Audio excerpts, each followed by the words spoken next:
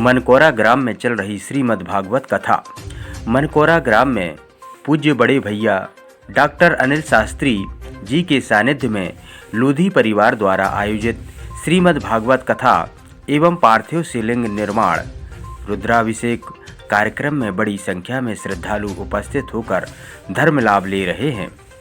कार्यक्रम में आज दमोह, सागर, शिहोरा, कटनी, बाकल, मोहंद्रा, सिमरिया, पन्ना, छतरपुर से पधारे गुरु भाइयों ने कथा श्रवण कर पूज्य बड़े भैया का आशीर्वाद प्राप्त किया और कहा बेटा जाओ जहाँ गिरी है वहाँ ये लेस के ढूंढ लेना। और दर्जन गई और जहाँ सूजी गिरी थी वहाँ पर जाकर उसने जो है दिया सलाई जैसे ही जलाई और मोमबत्ती जलाई और जैसे ही उसने जलाई तो उसके मोमबत्ती के प्रकाश में मुझे सूजी मिल गई।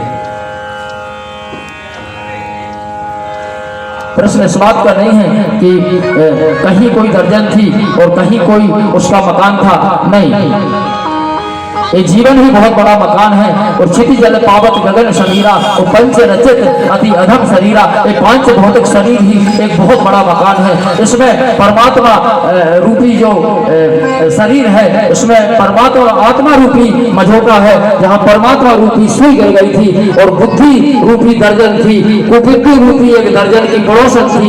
उसने कुबुद्धि ने बुद्धि से कहा कि जाओ और बाहरी पदार्थों में उस सूजी को ढूंढो, यानी परमात्मा को दुनिया वालों के बाहर ढूंढो जाकर के। वो चली गई, ढूंढने लगी, एक संत मिले, उन संत ने कर्म रूपी माचिस और ज्ञान रूपी मोमबत्ती उस बुद्धि रूपी दर्जन को दी।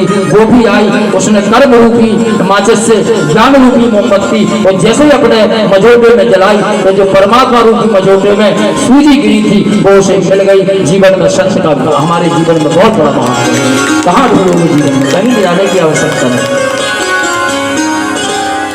संत की रक्षा तो परमात्मा भी करते हैं। भगवान राम बैठ गए आज पंचायत में, अपना निर्णय सुनाया। बोले हनुमान जी बेटा फूल तो सफेद ही थे, फूल जो है वो अशोक वाटिका में सफेद ही थे।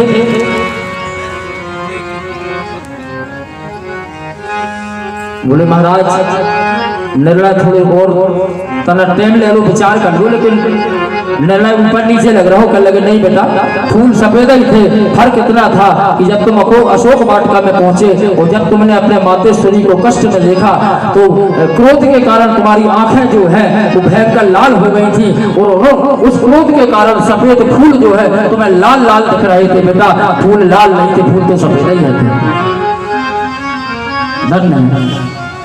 जनक नंदिनी बैठी थी राम के पीछे, उंगलियां धीरे से घूमसी, कहने ध्यान कर रही हो, हम सोई कसूर लगा था तुम आए। रामचंद्र जी ने ऐसा जनक नंदिनी की तरफ देखा और फिर निर्णय सुनाया।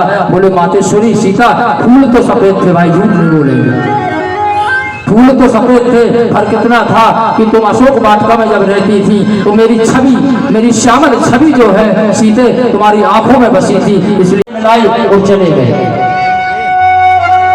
बोले चले गए, बस आंखें मिला के चले गए, जीवन में वो झलक अपनी छोड़ गए हैं। बोले कौन सी झलक छोड़ गए, कौन सी झलक छोड़ गए? उस ग्वालियर में दो भाव, केवल दो पंक्तियों में उस भाव को मैं प्रस्तुत करूंगा कि भैया पकड़ श्यामा छोड़ गए।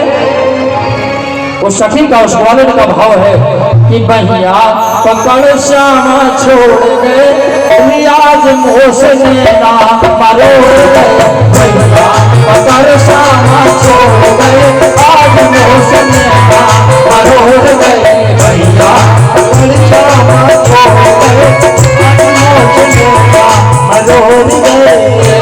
आज मोसने ना मरो ना मरो पकड़ श्यामा छोड़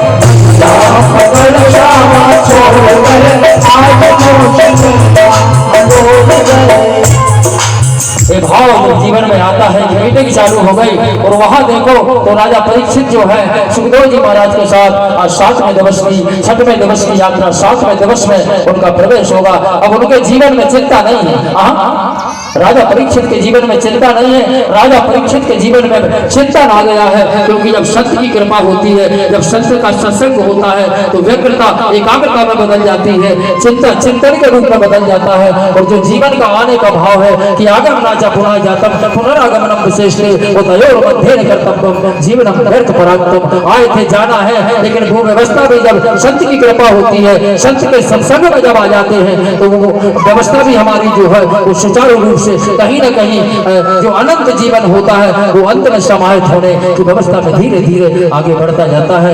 एक बड़े बड़े कार्य करते हुए आज कन्हैया जी आज वहाँ युद्ध स्तर पर पहुंच रहे हैं, जहाँ पर उन्हें अनेक कन्याओं को, अनेक राजकुमारियों को आज भौमासुर के जो बंदी थी उनके बंदी गृह से बंदी कराना था, लेकिन भीमासुर जो था उसे इस बात का वरदान था। भूमा यानी भूमि, सूर्य यानी पुत्र, भूमि के पुत्र भौमासुर जा, उसे वरदान था कि जब तक पृथ्वी माँ तेरी माँ जब तक तुझे मारने का आदेश नहीं देगी तब तक तेरी मृत्यु नहीं होगी।